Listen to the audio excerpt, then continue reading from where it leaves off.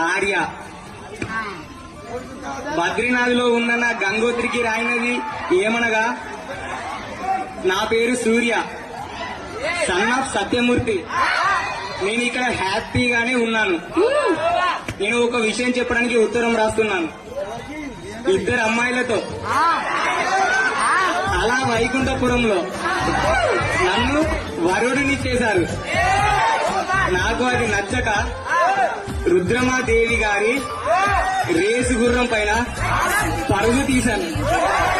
ఎందుకంటే నేను నీకు మాత్రమే సరైనోడు. నేను అసలే దేశముదురిని.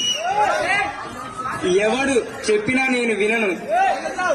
నేను ఏది చెప్పితే అదే వేదం.